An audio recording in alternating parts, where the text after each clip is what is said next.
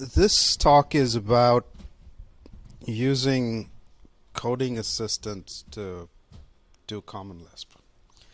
Now, all the coding assistants, of course, are trained on pretty much all of GitHub or whatever open source code is out there. Most of which happens to be in Python and JavaScript and various other languages. So not much Lisp in there. When I counted last time, it was like 3 orders of magnitude more non-Lisp than Lisp. So the question was, the first question I had in my mind is, can it do any Common Lisp? Would it be any good? And I was actually, to sort of a spoiler, I was actually pleasantly surprised at how good it was. So this is the story of my experience doing that. I thought I'd share it with you guys, and hopefully that'll sort of stir some excitement so that we can do a lot more Lisp than we do normally. So yes, so the coding assistant that I use is Claude Code specifically, which is, so Claude.ai is Anthropic's AI ChatGPT like interface that you see on the web. But Claude Code is, interestingly enough, a command line application. So everything, it runs inside the terminal. So you have to love it. There's just no two ways about it. There's no messy user interface, nothing. You just type in whatever you need. It also works with IDEs, but I'm not an IDE person, so I just stick with command lines. Okay, and so that's the one I'm going to be talking about. Well, let me talk a little bit about the specific project that I'm actually starting to do. Okay. And apologies for all those TLAs or even 4-letter words. The project that I'm trying to do is I'm trying to build a sort of production class front end in Common Lisp for machine learning. Okay, for neural networks specifically. So the stuff that is commonly done with TensorFlow or PyTorch or JAX or some of these Python-based systems, which have now been around for more than a decade, and they are tuned for the hardware. They run really well on GPUs. They are able to do really huge models, and they're able to execute them very well. And it's sort of the foundation of everything that's AI over there. Luckily for us, what the community has done is they have sort of taken the hard pieces of this, which is how to run things on a GPU, how to sort of manage memory, how to optimize things, for machine learning. They've taken all of that and they've baked it into a common runtime and sort of a back end with a high-level intermediate language in front of it. So what we can do is now, so in fact most of these frameworks that I named, TensorFlow, PyTorch, JAX, they actually generate this intermediate code that then runs on this very fast optimized back end. Okay, so we can do the same thing in Common Lisp now. So we can actually now, we don't have to try to fight to reach that same hardware maturity for the frameworks that we can use now in Common Lisp. So that's my goal, and that's why I started this project. And so let me sort of talk to you a little bit about what it stands for. So the project itself is called OpenXLA. It stands for Accelerated Linear Algebra. And essentially what it's doing is it's creating this abstraction layer over the hardware for accelerated linear algebra. So whether you're looking at CPUs, GPUs, TPU stands for tensor processing units, which are sort of shriveled GPUs created by Google. Those red boxes could be anything, including FPGAs and any sort of future hardware that we might have. So just as I was saying, the front end generates intermediate language code. It's called stable HLO.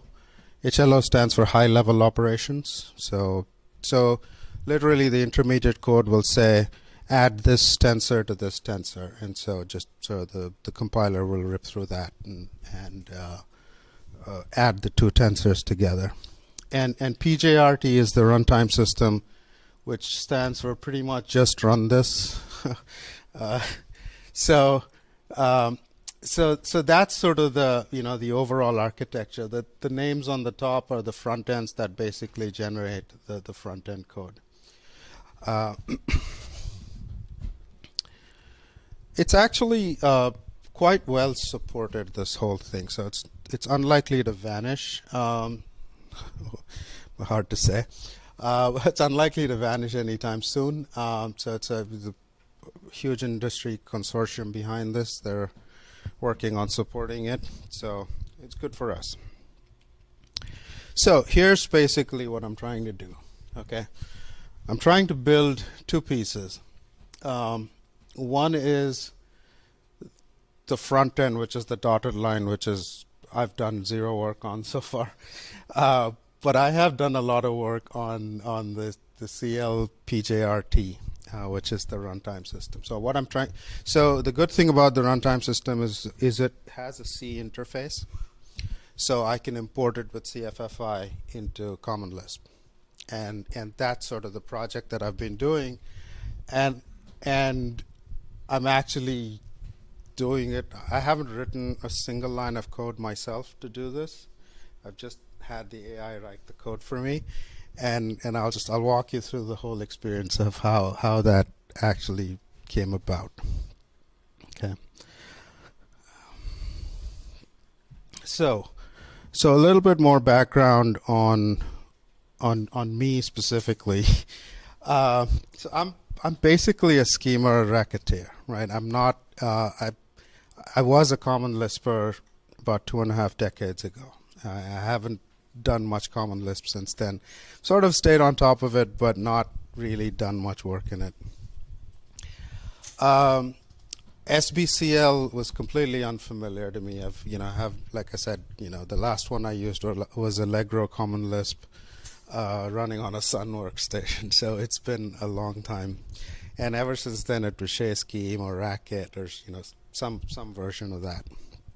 So I was also not very familiar with some of the modern practices like Quick Lisp and things like that. So for me, the starting curve of SBCL and Common Lisp was sort of high.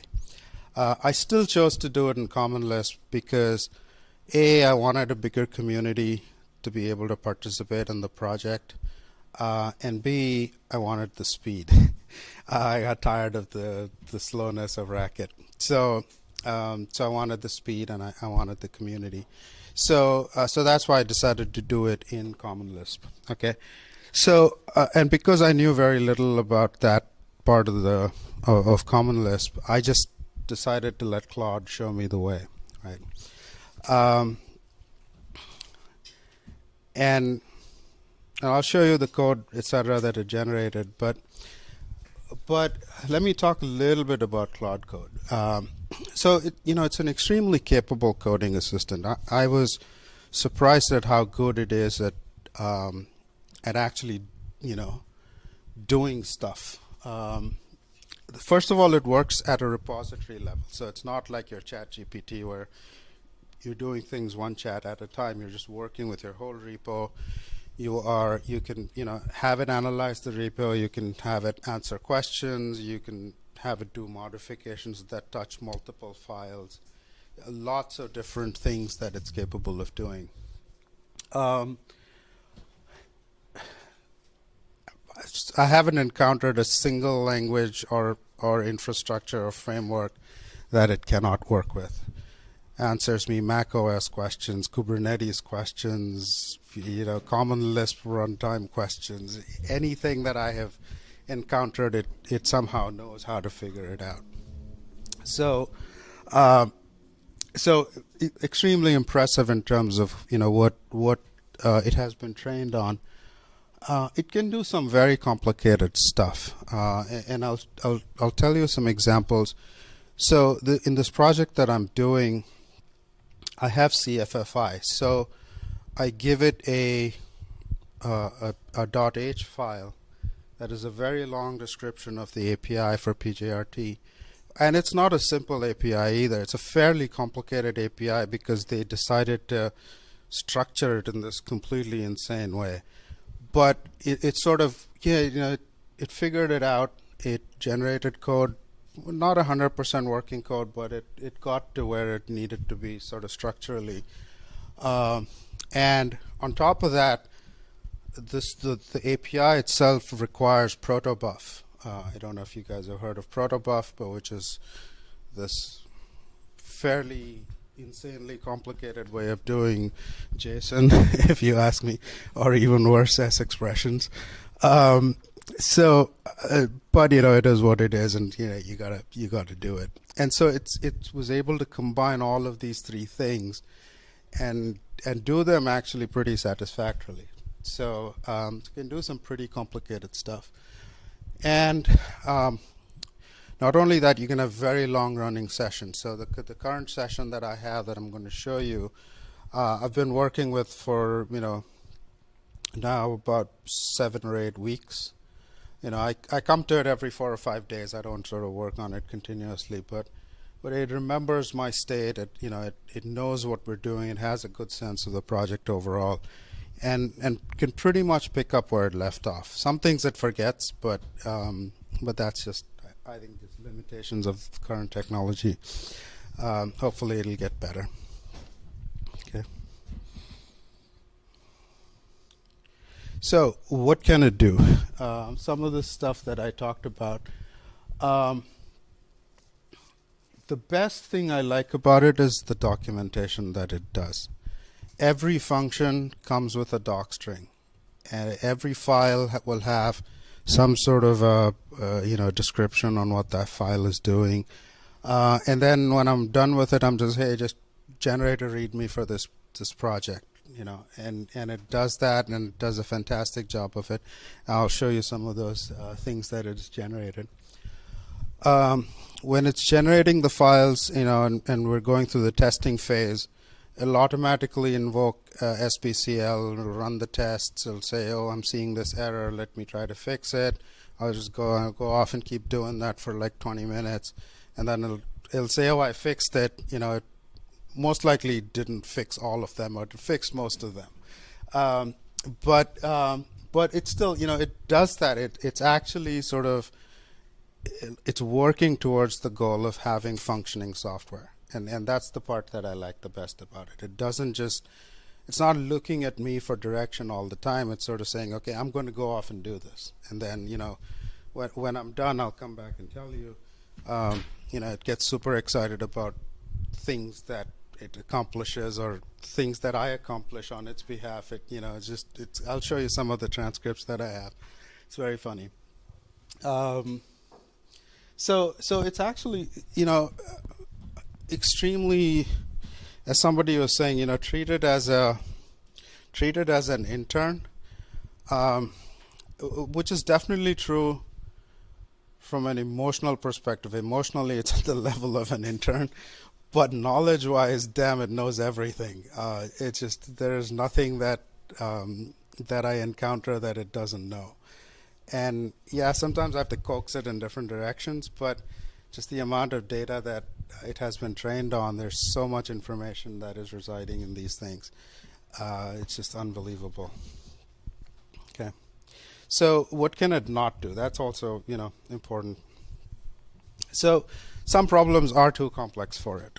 So to give you an example, one of the things, so we were doing this protobuf translation of a certain argument that I was trying to send to PJRT. And, it wasn't working. The PJRT kept rejecting it, that this is a bad argument, this is a bad argument. So so it decided that it had to fix this problem. So it kept trying 100 different things. Just sort of like, let me try this, let me try this, let me try to reduce the code size. Reduce the code sizes, and let me just try to focus on this specific call and this specific argument string. So it sort of kept doing that, and then it basically got lost. It just went so deep it got lost. So I said, okay, let's pop the stack. Let's just compare what the C program would generate if we had a C interface to this whole thing. So it says, yeah, great idea, let's do it. And then it generates the C code. It generates C++ code to interface with protobuf and generate exactly that same string, that the byte string that we're supposed to send to PJRT. And then it looks at it and says, damn, this is correct. This is exactly the same thing that we have for the other one. So what's going on here? And then eventually sort of it couldn't figure out the fact that it was using a with foreign object, and the with foreign object scope was ending before it made the call. So it couldn't figure that out, but that was sort of like, it was a pretty deep thing to have to to get to it. So so some problems are too complex for it, but the simple ones it'll fix like that, and you don't even have to worry about it. It cannot match parentheses, and this is it is so frustrating to watch that. The compiler will complain some missing parenthesis on such and such line, and then it'll keep trying. It'll say, oh, I added a parenthesis, and I would have added it somewhere completely random, and you've lost 3 definitions now. And so now I just tell it, okay, stop, let me just fix your parentheses for you. Does it get the white space right? It gets white space very right. It's actually very good about indentation. Yeah, I've been looking at exactly that issue, and I'm just having a conversation with Complexity this morning about fine-tuning models using adding a depth token for all kinds of brackets. Right. And so, yeah, this is a serious problem. Yeah. And just, go into deeper some other time, but I asked a small model to write a quine in Common Lisp. Okay. And it starts off promising. It does a whole long explanation, and it starts off promising, def, quote. Right. And it repeats that same sequence. Until the limit. Whereas the larger models can get away with it. But yeah, this issue about nesting. Yeah. That doesn't work. It doesn't work at all. In fact, what I want to do, and I haven't quite figured out how to do it, is just have a little Emacs script that matches the parentheses and provide that as a tool to this thing, so it actually knows how to do it. So you can combine checkers with the output decoder, and so you can combine a parser in the decoder section. Okay. And that way, but that won't necessarily help it know where the right place. Where to put the right parentheses? Right, exactly. So Yeah. if the white space is correct, could you use something like Wisp?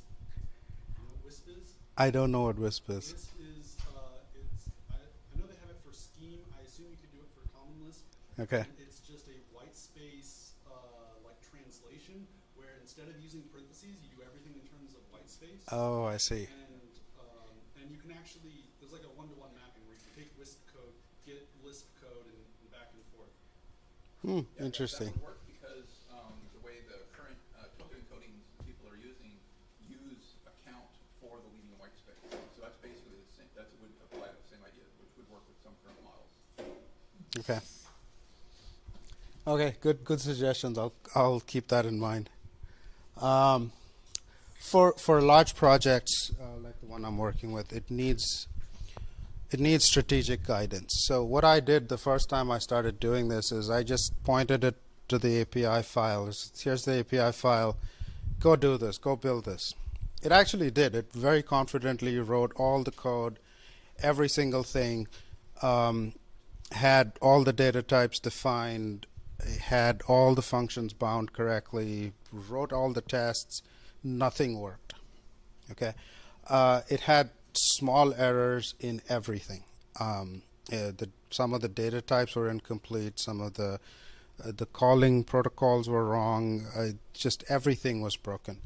And then, so what I had to do was to go back and be very, very sort of prescriptive, saying, okay, we're doing this, and let's start by doing this much, and then let's do this much more, and then let's do this much more, and break it up into separate files. And so I had to do all of that in order for it to start generating things correctly and not make the mistakes that it was making before.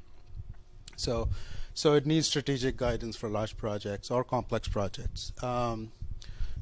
One of the things it does, like I said, it takes with victories where it shouldn't.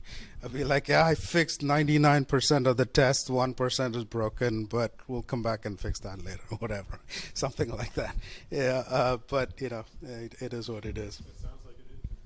It sounds like an intern, right? Like I said, emotionally it's an intern, but so how good a Lisper is it actually? So it actually generates very readable Lisp. Sometimes I had to tell it to sort of break functions down into smaller functions, like there'll be a 100-line function. I'm like, that makes no sense, break this up into helper functions. So I had to sort of coax it to do some of those things. It's very good comments and doc strings that there's no question about it. The code overall has good structure. It doesn't, it keeps the code pretty clean overall. It checks for errors, checks for boundary conditions. All of those things get generated properly, and it like I said, it fixes code from compiler errors. So just reads, tries to do everything, tries to get to a pretty decent point. It writes tests. It gets very confused with CFFI type tests.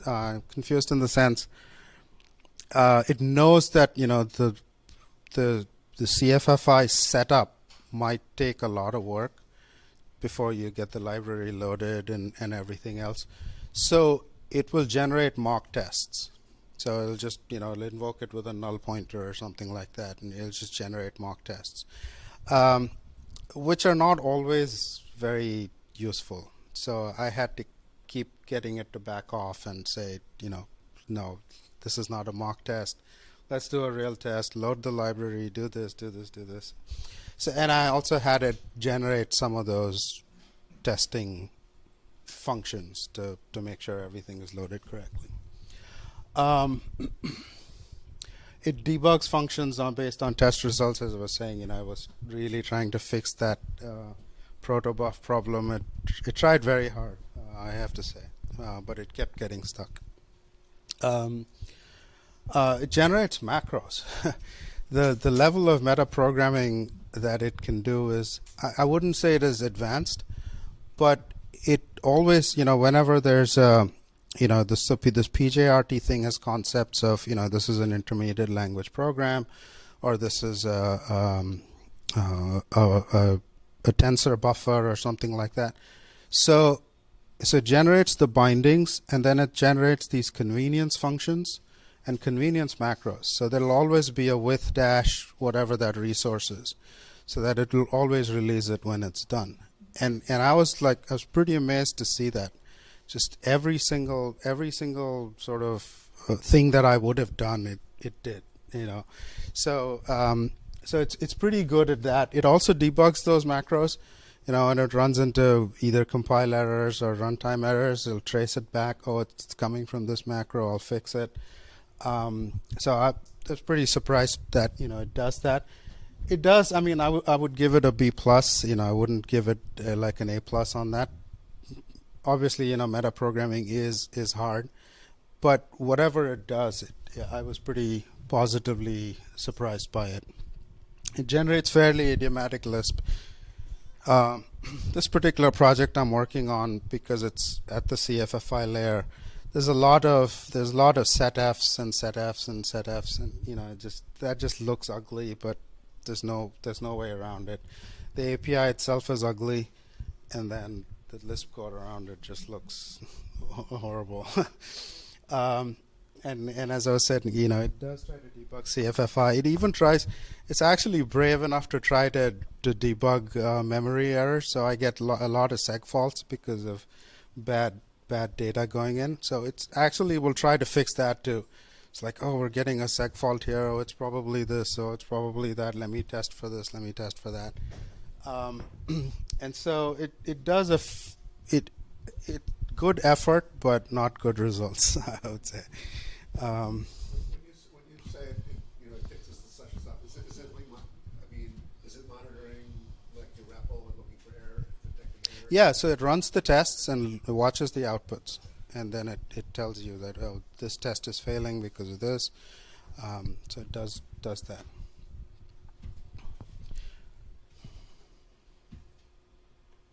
Okay.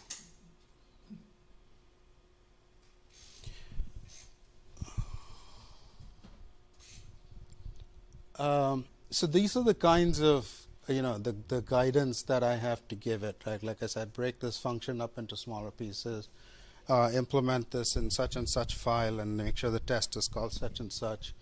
So write CFFI imports for the following small set of things. So I don't give it the whole file anymore. Like, okay, these are 5 functions. Let's just do these, and so I build it up slowly like that.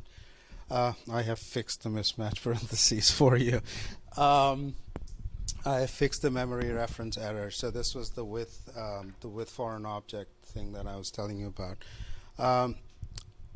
Because this is what they say, right? If you use these AI tools, your brain turns off.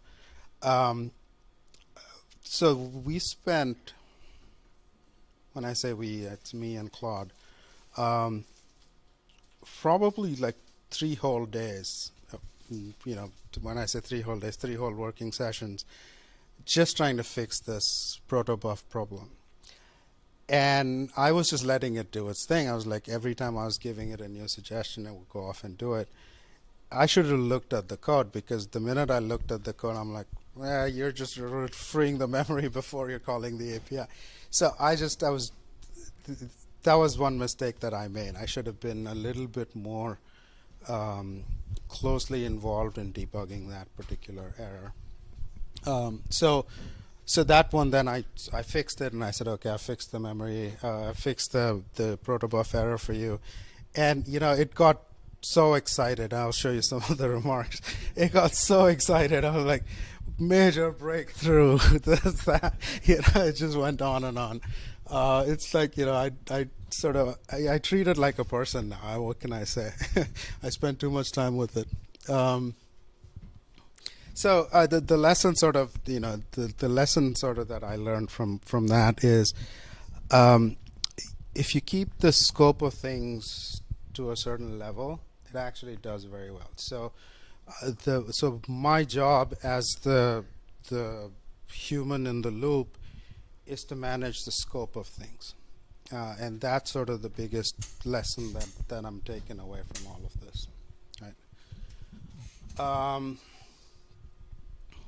So that's my conclusion. I cannot code without it anymore.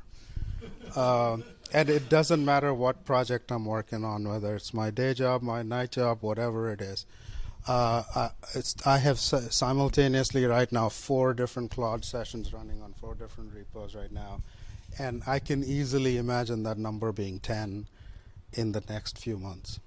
I would be literally running 10 Claudes simultaneously. So it is definitely a superpower.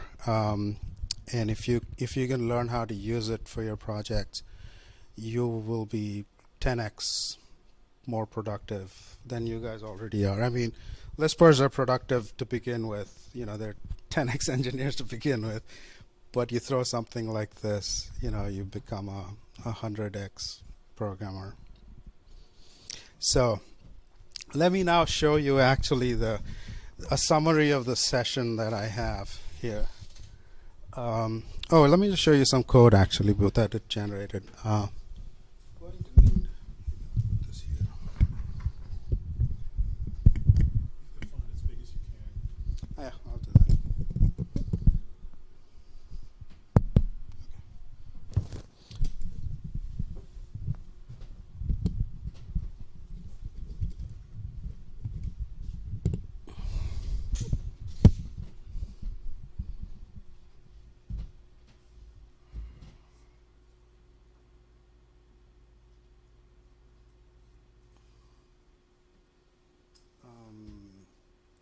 Everybody remember the Emacs command for, Control X, Control plus. what's that? Control X, Control plus. Control X, Control plus. And then you can use Control plus.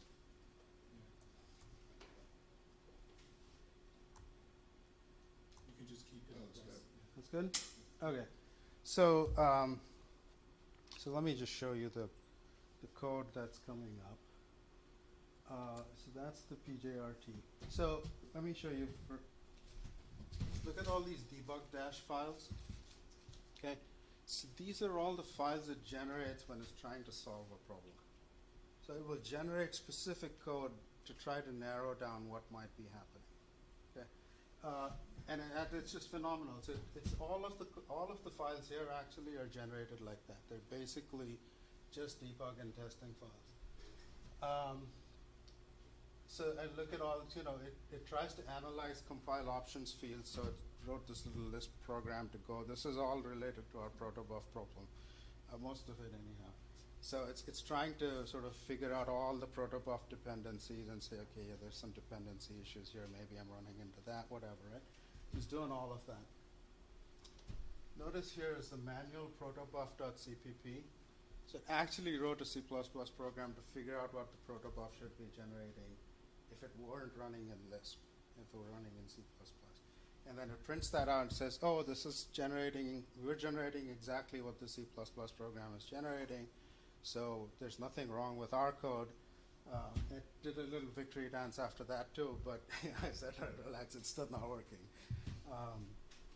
So there's a lot of stuff that it ends up generating, just so that it can test and debug stuff. And it's because it's so fast at it, you don't even know that all of this is going on. Okay. Do So you commit all of these things to your repo, or? no, I delete this from the repo. Yeah, of course. So You do Control X plus in each buffer, I guess. oh, okay. There it is. Okay. There's a variable you can set to change the default. Yeah, there is. I mean, I have it in my dot whatever, but my dot, it used to be the dot Emacs used to have all of it. Now I've switched to Doom Emacs, and I have no idea how to do anything in Doom Emacs. So one of these days I'll figure it out. But this is so all, like I said, zero code I have written by myself. Whatever I've done has just been to fix things and minor tweaks here and there. So it generates, like I said, a pretty decent ASD file. I didn't even know how to use ASD honestly when I started, so it was just Claude showing me how to do it, and I'm sort of now I can tell it what to do. Is add this to the components, add do this, do that, whatever. So it's completely separate, testing system. Knows how to use 5 AM. I didn't even know what the framework was for doing unit tests in Common Lisp. So it says, yeah, we could use 5 AM, and it generates all the tests for 5 AM. I'm like, great, saves me a lot of work. So that's that.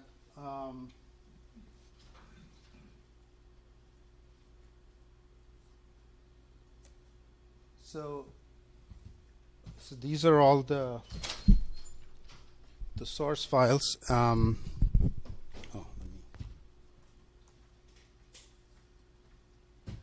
Source files generated so far.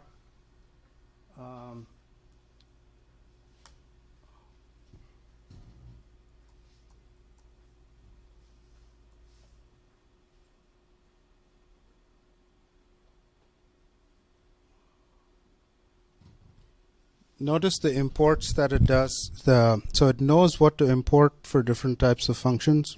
It'll add the imports. Sometimes it makes a mistake, and then I have to go and tell it to go import the right thing.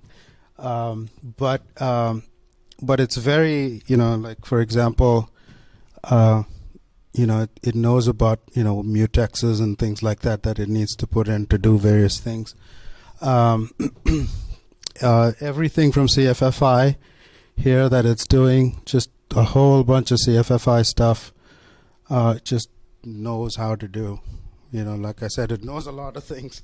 Doesn't necessarily always do them right, but it knows a lot of things. Then let me show you the example I was going to show you about.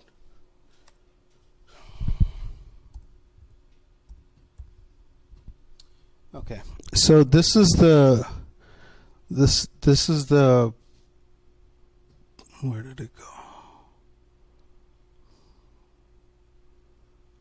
This is the create program.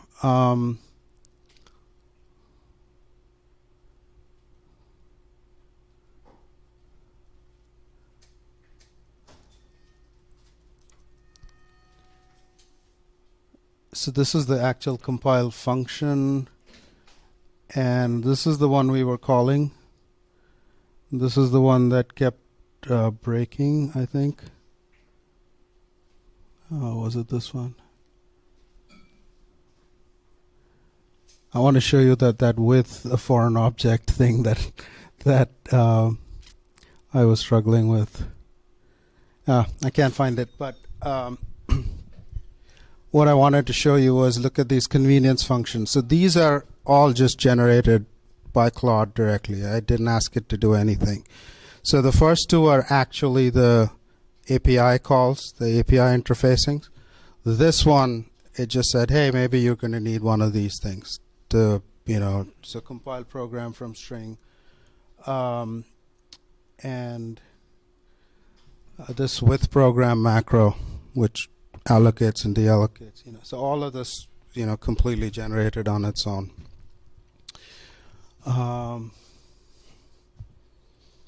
What else do I want to show you guys? Yeah, all of this, the protobuf stuff is insanely complicated for what it does, but somehow Claude sort of works it out. So these are all actually, to generate the protobuf Lisp files, you have to invoke the protobuf compiler, and of course it knows how to do all that. And it actually, so I just had to tell it, okay, go find all the dependencies for this protobuf, and, you know, assemble them and compile them, and it produced this whole. So everything here is generated by proto-C, which was invoked by Claude. So there's like, you know, 2 meta levels of stuff going on over here. All right, and then what I want to show you guys is actually, where did it go?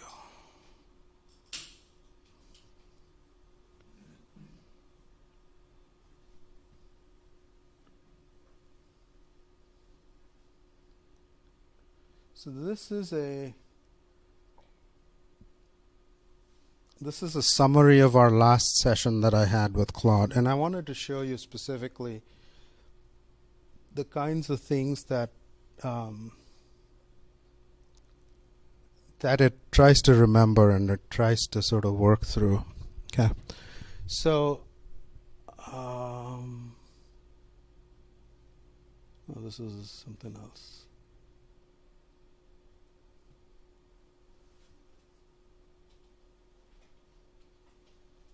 Okay, notice this, the key user feedback. Okay, so it's remembered the key user feedback that I gave it. Let me fix the parentheses errors, you're terrible at it.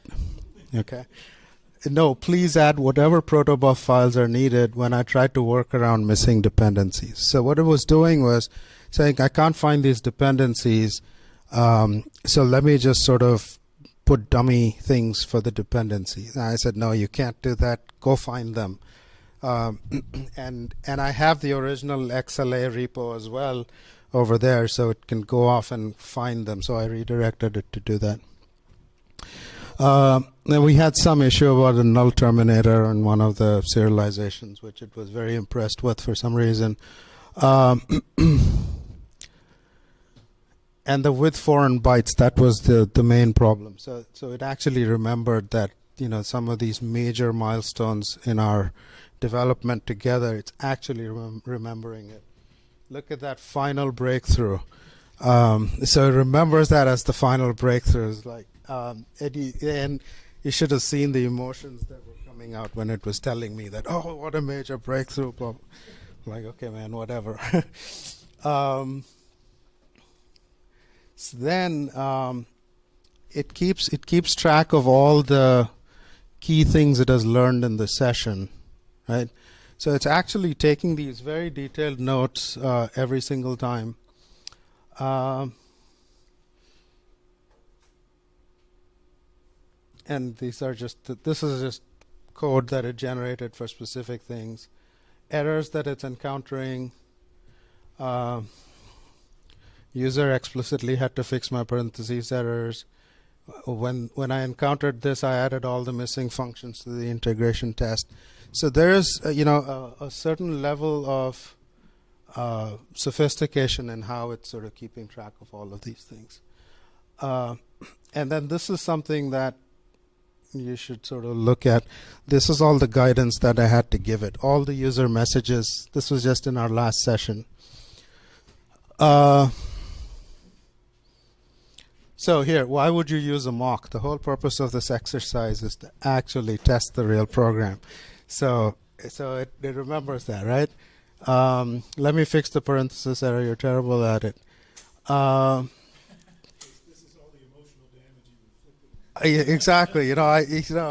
I'm very polite with it also, but sometimes you have to treat it like an intern. Let's use brew to install libraries for, so I was trying to install some libraries, and with macOS these days, very annoying. If you can't mix x86 and ARM libraries, so it's like I had to force it to start using. So anyway, so that's some of the stuff that I had to keep guiding it. Is there anything else in here that I wanted you guys to look at? Expressive chatty stuff is what they took out in GPT-5 that everybody's mad at. That they had to and they say, oh yes, we will leave 4 over. Yeah, you have to have some of it. Otherwise, it's too dry to be working with it. And then this last one, which we're trying to fix this. So the last thing I had to ask, are you going to fix the missing function error or not? It very happily reports it to me. There's just one missing function error. And are you going to fix it? So yeah, it's a pending task. It's going to fix the error. So when I resume the session, it'll start fixing it. So when does it write this file? Is it when you say I'm done with this session, then it writes a summary? So there's a keystroke that it'll show you this when it does this. So I just hit the keystroke. It showed me this. Probably has some sort of a cache somewhere. I don't know where it stores it. Not your Claude.md file?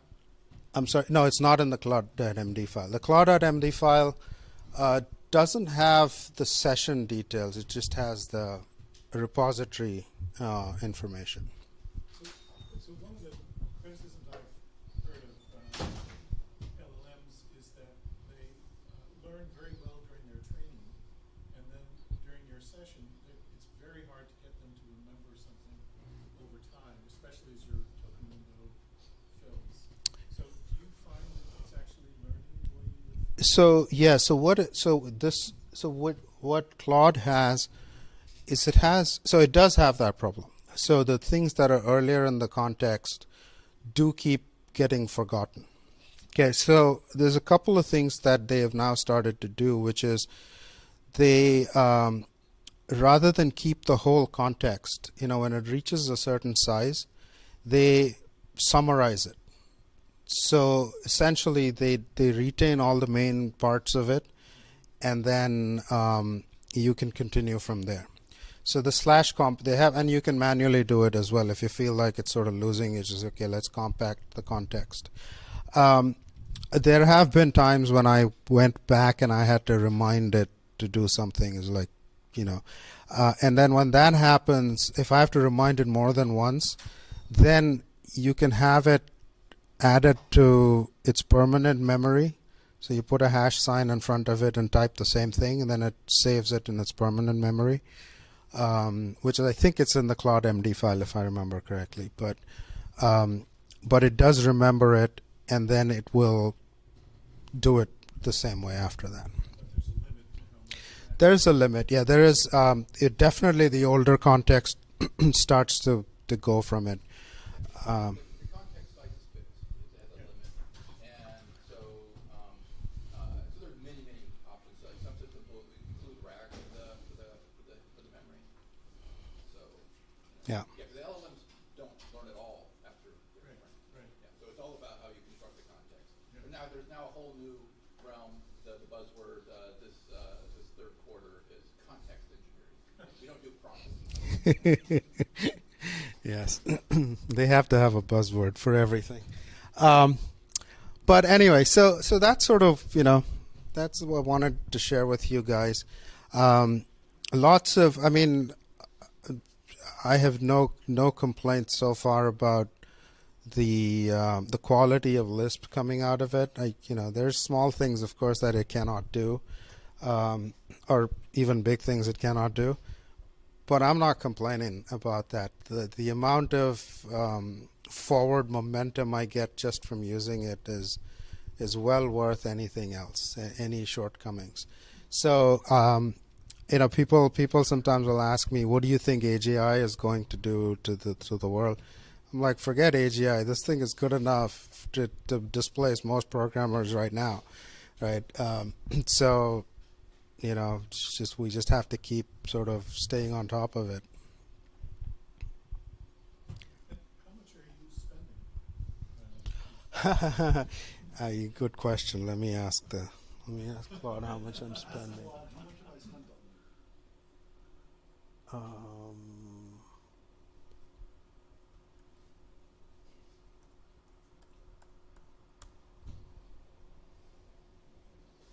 Oh, this is only for this session. Sorry. Okay. So this session was nothing. Whatever. 43.43 cents. I spent in the month of July about $200, which is not much. And that actually included some of my day job stuff too. So it's not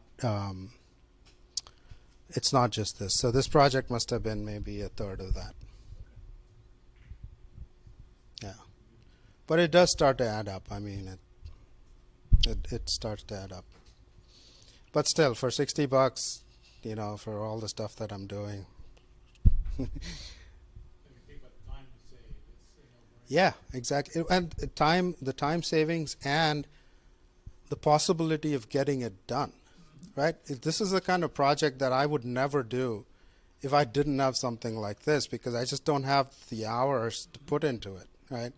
But now with an hour's investment, I can get, a week's worth of work done in it. And that is totally worth it. So it enables me to do more things than I would have done otherwise. I find that getting the wrong answer from an LLM still gets me so far forward. Correct. It's like that old XKCD comic, there's someone wrong on the internet. It's highly motivating to go fix it once you see the wrong answer. That's right. And then you've got the outline. Yeah. Exactly. Does anyone Did you evaluate Aider at all? Did you Not specifically Aider. The last one I used was so I've used Cursor. I've used Copilot. I used to use a thing called Tab9, which was useless, and then Claude, and then I've not used the ChatGPT assistant, but I've used the ChatGPT to generate code on the chat interface. Claude is sort of better than almost anything I've used so far. So Aider is kind of like Claude, UX-ish, but you can swap out different models, and you could even have Okay. one model be the architect and one model be the coder. Okay. So it's kind of fun, just kind of Playing back and forth, yeah. you can put in a model with like a much bigger Yeah. If you wanted to do something over like Yeah, and I sort of feel like, this is a cat and mouse game, and they're all gonna try to do better than each other for the next few months until some clear winner sort of comes up and then stays ahead. So I'm definitely open to just keep trying new stuff. I would just share that. I mean, I love the Claude's like style is the written stuff, and for like a certain type of like PR. Correct. I have found for like very complex thing that like O3 Pro gives like vastly superior kind of at architecting the solution and like writing the code. I haven't really had a chance to push like a GPT-5 Pro. Mm. I assume hopefully that it's that's there. Okay. Yeah. So yeah, as the new models keep coming out, it's worth trying new things, which I will, as I keep playing with these tools. But so far, Claude is my favorite. Any other questions from anyone? Yeah. Yeah, you mentioned that you didn't know about 5 a.m., right? For unit testing. Yeah. So a question along those lines. Anything that surprised you that, I didn't know that, and or any other insights from working with this network? So, I mean, honestly, I knew nothing about the SPCL ecosystem. So everything for me was new on that front. And I mean, obviously, I expected things to have evolved by now, over the last 25 years. But so almost either you can say everything was a surprise to me that I had to learn that, okay, this is how you do it. But I wasn't so much surprised about Lisp itself or the Lisp ecosystem itself, as much as I was about the tool that I was using. That constantly, at least in the first few sessions, I was constantly getting amazed by how did you figure out how to do this? How did you figure out how to do this? For one of my other projects yesterday, I had randomly Redis containers crashing, and with a very cryptic error message. And I took it to Claude and I said, I'm getting this error message. It says, okay, let me try to figure out how to fix this. It ran a few Kubernetes commands. It reduced the scope of what it needed to do. It redefined a new YAML file. It said, yeah, let me run all of this. Oh, I found this problem. Your such and such file is corrupted. Oh, let me go fix it. Went and fixed it. Oh, my Redis container is running again.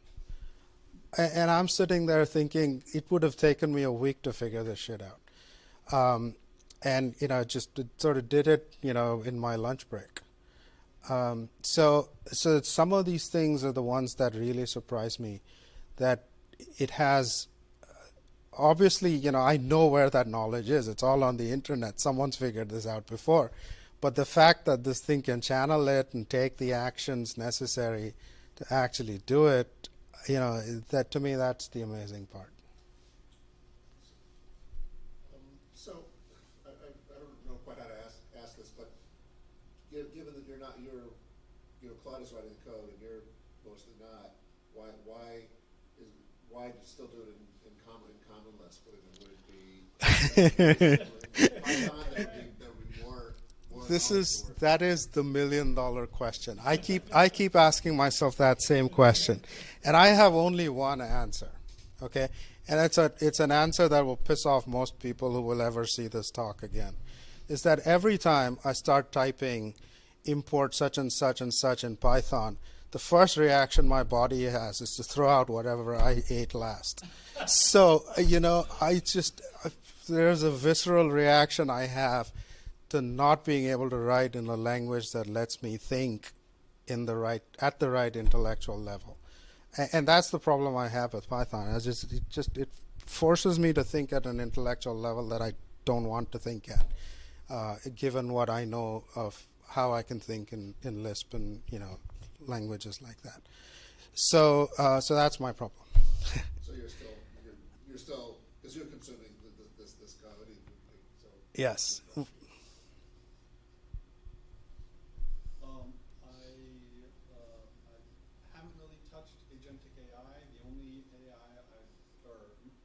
LLMs, like for my job, I fine-tuned LLMs, but as far as actually using, I know of the OLMO model. I'm kind of a free software junkie, so the OLMO model is like open and free, though, and so I didn't think that there was really a path forward for agentic AI, but here I see you with Emacs and doing, Claude in a terminal. I'm curious, what kind of software are you running to interface with Claude? Is that all free software, or are you downloading some? No, so Claude Code. It's just a CLI that you go to their website and download, and it runs inside the terminal. I just type in, yeah. Is it like Apache licensed, or? Well, since I'm a Claude subscriber, presumably I'm paying for that license, but I didn't actually look at what the license is. But I don't think it's Apache. It's a proprietary license. It's a commercial license. It's like open source. Well, Yeah. open hands, I would say. Yeah. I don't know. Okay. Yeah. So some of the others might be like that. Cool. It was the very earliest Yeah. one, Yeah. and I worked on that for a while and tried, but it's not. I don't think it's ever going to grow Yeah. because Paul is very much a solo guy. He's not ever going to grow that community. In fact, I mean, if it was going to happen, it would have happened last year. Yeah. So I think it's kind of it's Yeah. kind of limited by the leader. I just saw a thing about PickOS, and that's kind of like maybe that story, kind of a repeat of that. So things that are more collaborative. So I also like Block Goose. Those are a couple of my top favorites on the open source side. Block, Goose, and Open Hands? Yeah. And just for reference, that first one that was mentioned was AIDER. AIDER. So, And those are all free agentic AI frameworks? Yeah. Well, For coding. Coding, okay. Coding, AI agents. how often do And you, they're all open source, at least those. Yep. Those are. how often do you, have you considered giving it a task and then just walking away and not monitoring it? Or do you actively monitor it? So I do that.